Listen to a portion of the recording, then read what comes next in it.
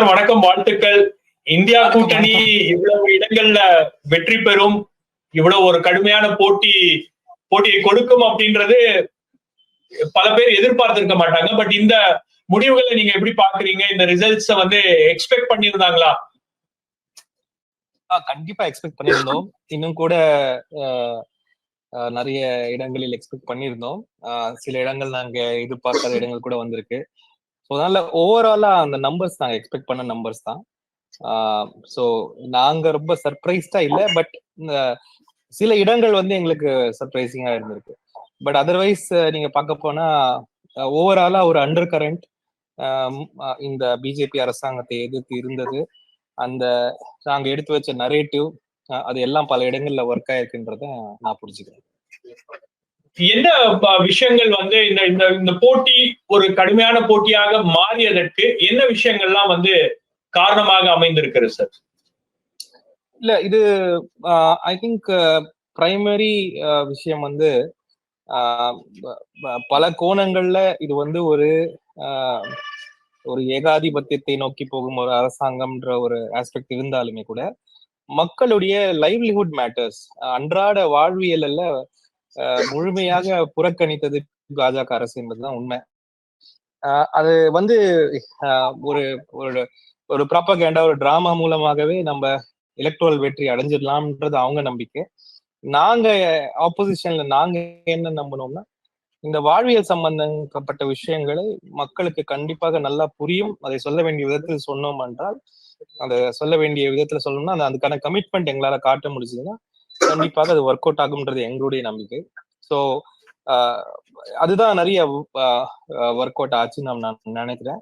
அதுவும் இல்லாம இந்த தடவை நாங்க ஆர்கனைசேஷனலி ஒரு இயக்கமாகவே நிறைய மாறுதல்கள், அடித்தளங்கள்ல வேலை செய்யறது, அந்த மாதிரி விஷயங்கள் எல்லாமே எடுத்து பண்ணதுனால அது ஒரு விதமான ஒரு முழுமை அடைந்தது அப்படின்னு நான் நினைக்கிறேன்.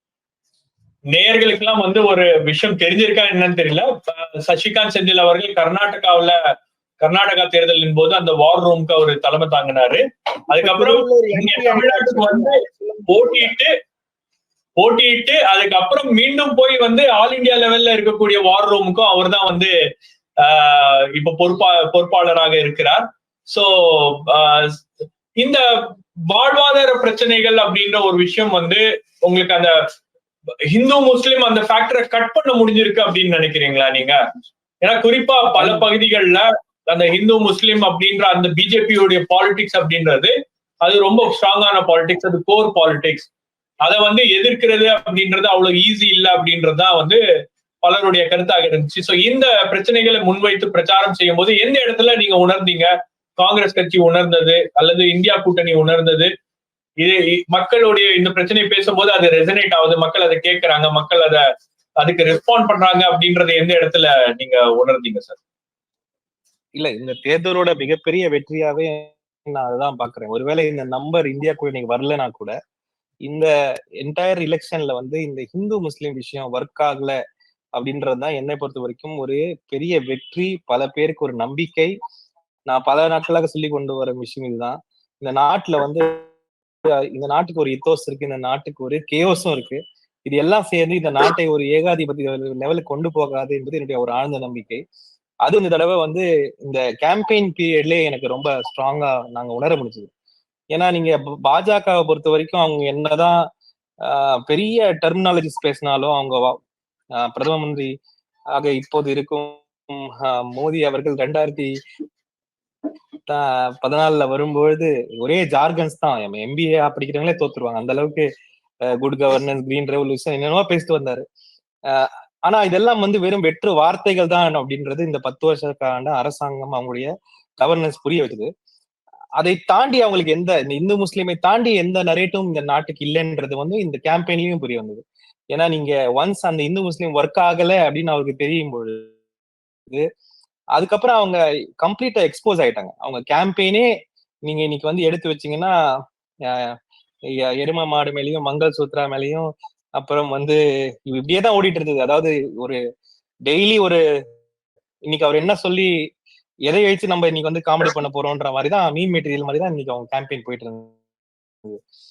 அடுத்து இந்த நாட்டுக்காக அவங்க என்ன செய்ய போறாங்கன்ற ஒரு வார்த்தை கூட அவங்களால சொல்ல முடியல. ஸோ இது கண்டிப்பாக அவங்களுடைய ஒரு இன்டெலெக்சுவல் ஒரு இன்டெலெக்சுவல் மட்டுமல்ல, இந்த நாட்டின் மீது, இந்த நாட்டின் ஒரு ஒரு ஒரு வளர்ச்சியின் மீது அவர்களுக்கு இருக்கும் ஒரு புரிதலும் அந்த கட்சியின் ஒரு சித்தாந்தமும் ரொம்ப கிளியரா எக்ஸ்போஸ் ஆயிடுச்சு.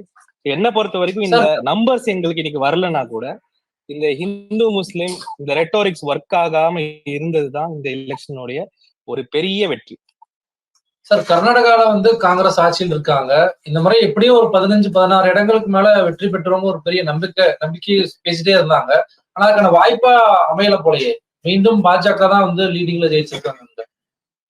இல்ல, இது இப்ப நீங்க கர்நாடகா நாங்க எதிர்பார்த்தது 8 to 15 ஒரு பெரிய range. Minimum 8, maximum 15. Last time கர்நாடகால வந்தது ஒரே ஒரு சீட்டு தான். அதனால அது கம்ப்ளீட் ஹிந்துத்துவா ஏரியாவா இருந்தது. இப்ப 10 சீட் வரைக்கும் லீடிங்ல இருக்கு, வந்துட்டு இருக்கு. இப்ப போன இடங்கள் எல்லாம் அர்பன் ஏரியாஸ். அதுல எதனால போச்சுன்றது எங்களுக்கு தெரியும். நிறைய இடங்கள் பாசிட்டிவாவே வந்திருக்கு. ஸோ அதனால கர்நாடகாவும் அதுக்கு ஒரு விதிவிலக்கா தான் வந்திருக்கு. கேரண்டிஸ் இன்னும் ஒர்க் பண்ணிருக்கும் அப்படின்றது எங்களுக்கு ஒரு நம்பிக்கையா இருந்தது. அது நிறைய இடங்கள்ல நார்த் கர்நாடகால ப்ரூவ் ஆயிருக்கு. சவுத் கர்நாடகா அது அவ்வளவு ப்ரூவ் ஆகல. But we are not totally disappointed with Karnataka. தெலுங்கானாவும் அதே மாதிரி சரிக்கு பாதி, காங்கிரஸும் 8, பாஜக 8, அந்த நம்பர்ஸ் கிடைச்சிருக்கு. அதை எப்படி பாக்குறீங்க? எதிர்பார்த்த நம்பர் தான். நாங்க அதுல கம்ப்ளீட்டா நம்ம அதுல இது போயிட்டோம் அப்படின்றதெல்லாம். இந்த எக்ஸிட் போல் தான் எங்களை ரொம்ப பயமுறுத்திருச்சு. கர்நாடகா 4, தமிழ்நாட்டுல 3, தமிழ்நாட்டுல 3 பயமுறுச்சுன்றத விட என்னால பதில் சொல்லி வாழ முடியல எல்லாருக்கும். ஒருவேளை நாங்க உட்கார்ந்து இருக்கிறதுனால நான் தான் ரொம்ப பயஸ்டா யோசிக்க ஆரம்பிச்சிட்டோம் அப்படின்ற மாதிரி எல்லாம் அதிகமா இருந்துக்கும்னு நினைக்கிறேன். இல்ல, எனக்கு ஐ திங்க் டெல்லியில நண்பர்கள்ட்ட எல்லாம் பேசும்போது நிறைய பேர் சொன்னது என்னன்னா, தமிழ்நாட்டுலதான் ரொம்ப உறுதியா இருக்காங்க பாஜகவுக்கு அறுதி பெரும்பான்மை கிடைக்காதுன்னு. ஆனா வட இந்தியாவில அந்த மாதிரியான ஒரு சூழல் இருந்துச்சா சார்? அதாவது யார்கிட்ட கேட்டாலும் பாஜகவுக்கு 300 சீட் வந்துரும், பாஜக 290 சீட்ஸ் வரும், இப்படிதான் எல்லாரும் பதில் சொல்லிட்டு இருந்தாங்க. அதுக்கு என்ன காரணம் சார்? என்ன அதை ஏன் அவங்க கேஜ் பண்ண மறுக்கிறாங்களா, அல்லது அதை கேஜ் பண்ண முடியாத ஒரு சூழல் அங்க இருந்துச்சா? என்ன இருந்துச்சு? நீங்க வார் ரூம்ல இருந்தீங்க, உங்களுக்கு தெரியும். ஒரு பல மாநிலங்கள்ல பல காங்கிரஸ் கட்சி மற்றவர்கள்ட்ட நீங்க இன்டராக்ட் பண்ணிருப்பீங்க. எப்படி இதை மேப் பண்ணீங்க ஆக்சுவலி இந்த எலெக்ஷனை? நாங்க பார்த்தது எங்களுக்கு மட்டும் இல்ல, நடுநிலையாக இல்லைன்னா நடுநிலையாக பார்த்த எல்லோருக்கும் ஒரு விஷயம் நல்லா புரிஞ்சிருக்கும். BJP had everything to lose in this election. அவங்க எங்க கெயின் பண்ணுவாங்க அப்படின்றத என்னோட கேள்வியா இருந்தது. ஆனா எக்ஸிட் போல்ஸ்ல நீங்க ரொம்ப ஷார்ப்பா பாத்தீங்கன்னா வாட் கேவ் இட் அவுட், இது ஒரு பொய்யான விஷயம், இது ஒரு ஒரு நரேட்டிவ செட் பண்றாங்க அப்படின்றது எங்க தெரிய ஆரம்பிச்சதுன்னா தமிழ்நாட்டுல இருந்து தான். தமிழ்நாட்டுல பாஜகவுக்கு 3 சீட்டை அவங்க கொடுத்த போதே இதை அவுட் ரைட் ரிஜெக்ட் அப்படின்னு மேல இருந்தே சொல்ல ஆரம்பிச்சிட்டாங்க. கர்நாடகால மறுபடியும் 4 சீட்டு இப்படி. ஏன்னா கர்நாடகால காங்கிரஸும் பாஜகவும் டைரக்ட் ஃபைட்ல இருக்கிற இடம். அதனால அங்க கம்மி பண்ணி தான் ஆகணும் அவங்களால. அதனால அந்த இடத்துல கம்மி பண்றது, அப்புறம் மகாராஷ்டிரால ரொம்ப கம்மி பண்ணது, இதெல்லாம் அவங்களுக்கு it gave it away. South India gave it away. அதனால இவங்க நம்பர்ஸ் கம்ப்ளீட் ஒரு, அதாவது ஒரு நரேட்டிவ் யாரோ ஒரு லைன் யாரோ போடுறா, அந்த லைனை சுத்தி தான் இவங்க வரைகிறாங்க, படம் வரைகிறாங்க. சோ இதெல்லாம் ரொம்ப நாள் பேக்கேஜ். பிரதீப் குப்தா ரொம்ப முக்கியமா பல எக்ஸிட் போல்ஸ் எடுத்து வெளியிட்டு இருக்கக்கூடிய பிரதீப் குப்தா இந்தியா டுடே டிவில உட்கார்ந்து அதை பற்றி பேசும்போது கண் கலங்கி இருக்கிறார் லைவ்லயே. சோ ரொம்ப தேம்பி எழுதாருன்னா சொல்லணும். பரிதாபமா இருந்தது பாக்குறதுக்கு. சார், நீங்க எக்ஸ்பெக்ட் பண்ணீங்களா சார் 3 லட்சம் வாக்குகள் வித்தியாசத்துல ஒரு பெரிய வெற்றி? டாப் 5 இருப்பீங்கன்னு நினைக்கிறேன்.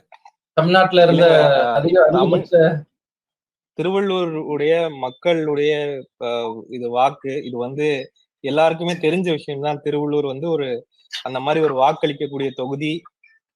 நான் இந்த எலெக்ஷனுக்கு போறதுக்கு முன்னாடியே எல்லாம் நான் கேம்பெயின் போகும்போதே எல்லாம் என்ன சொல்லுவாங்கன்னா, 3 லட்சம் நீ போயிட்டே இருவாங்க, 4 லட்சம் நீ போயிட்டே இருவாங்க.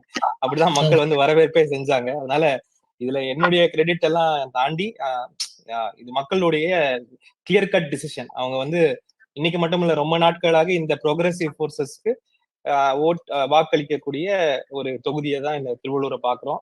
அதனால ஓவர்வெல்மிங்கா அவங்க வாக்களிச்சிருக்காங்க. பிஹைண்ட் த ஸ்கிரீன் ஒர்க் பண்ணிருக்கீங்க, ஆனா ஃபீல்ட்ல இறங்கி இவ்வளவு ஒரு பெரிய வெற்றி எப்படி இருக்கு?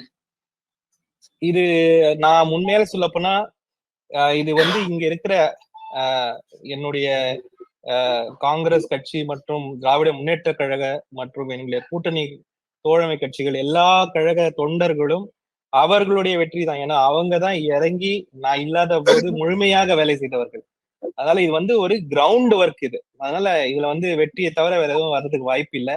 அதனால இந்த entire victory is dedicated to the ground workers of our alliance partners. எங்களுடைய கழகத்தின், எங்களுடைய கட்சியின் மற்றும் தோழமை கட்சிகளின் ஒரு அடிப்படை தொண்டர்களுடைய வெற்றி மற்றும் திருவள்ளூர் மக்களுடைய வெற்றி. அப்படிதான் சார். சர்டிபிகேட் வாங்கிட்டீங்களா நீங்க? இல்ல, இன்னும் போயிட்டு இருக்கு. ஒரு 5-6 ரவுண்ட் பாக்கி போயிட்டு இருக்கு. அப்படியா? நீங்க அப்ப அங்க இருக்கணும்னு நினைக்கிறேன். ஆமா ஆமா. இப்போ நான் கொஞ்சம் இங்க டெல்லியை மேனேஜ் பண்றதால கொஞ்சம் அங்கங்க போயிட்டு கவுண்டிங் ஏதாச்சும் பிரச்சனை இருக்கா சார்? பல இடங்கள்ல இன்னும் வந்து கவுண்டிங் க்ளோஸா இருக்கு. என்ன what is the real status of counting? நிறைய இடங்கள்ல அந்த விக்டரி மார்ஜின் வந்து ரொம்ப நேரோவா இருக்குன்றாங்க, ரொம்ப க்ளோஸா இருக்கு அப்படின்றாங்க. என்ன உங்களுடைய இன்புட்ஸ் என்ன சார்? இல்ல, இந்த எலெக்ஷனே ஒரு க்ளோஸ் எலெக்ஷன் தாங்க. இன்னைக்கு வந்து எங்களுக்கு வந்து இப்பவும் ஒரு 100 சீட் வந்து டெட் ஹீட்டா தான் இருந்தது. நாங்க அன்னிலிருந்து சொல்ற வரை லாஸ்ட் டீ வரைக்கும் போகக்கூடிய எலெக்ஷன் தான். அதனால சில பிரச்சனைகள், சில இஷ்யூஸ்கள் வர்றதுக்கு வாய்ப்பு உண்டு. எஸ்பெஷலி போஸ்டல் பேலட்ல நாங்க முதல்ல இருந்து சொல்லிட்டு வர பிரச்சனை அங்கதான் இருக்கும். மத்தபடி எதுவும் மேஜரா ப்ராப்ளம் வர்றதுக்கு வாய்ப்புகள் இல்லை. அதுக்கெல்லாம் எலெக்ஷன் கமிஷனுடைய சில மெத்தட்ஸ் இருக்கு. ஸ்லோவா கவுண்ட் பண்றாங்க அப்படின்றது வந்து என்னால ஒத்துக்க முடியல. அது ஸ்லோவா கவுண்ட் பண்ணா நல்ல விஷயம் தான், தப்பு கிடையாது. ஸ்லோவா போலிங் தான் பண்ணக்கூடாது. அதனால மத்தபடி வேற எதுவும் மேஜரான இஷ்யூ எதுவும் கிடையாது. போஸ்டல் பேலட்ல மட்டும் சில பிரச்சனைகள் நடக்கலாம். ஏன்னா சில பேருக்கு வந்து ஜெனியூனாவே தெரியாது எந்த ஓட்டை இன்வாலிடேட் பண்ணணும், அதை எப்ப பண்ணணும்னு ஜெனியூனாவே சில பேருக்கு தெரியும். அறிவு, அந்த நாலேஜ் இருக்காது, அப்படி பண்ணிடுவாங்க. இல்லைன்னா சில டிசைனா கூட பண்ணலாம் சில சமயம். அதனால வந்து உங்க மூலியமா கூட சொல்லிக்கிறேன், எல்லா கேண்டிடேட்டும் போஸ்டல் பேலட் வந்து அதாவது மார்ஜின் கம்மியா இருக்கும் பட்சத்தில் 2 முறை 3 முறை மறுபடியும் ரீசெக் பண்ணுமாறு வேண்டி கேட்கிறேன். ரைட் சார், ரொம்ப நன்றி சார். எங்களோடு இணைந்து கொண்டு உங்களுடைய கருத்துக்களை பகிர்ந்து கொண்டமைக்காக வாழ்த்துக்கள் சார். நன்றி நன்றி நன்றி நன்றி சார்.